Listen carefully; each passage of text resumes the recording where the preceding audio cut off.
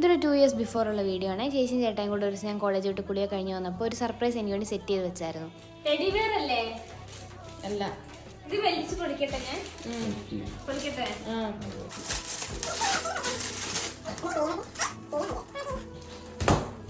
Teddy bear. പപ്പ നിങ്ങളെ ഓടിക്കും.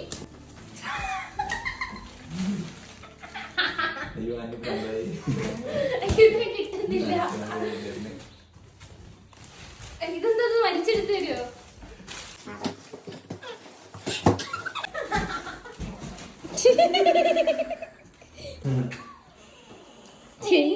ഇത് ഒരുപാട് വലുതായിരുന്നു.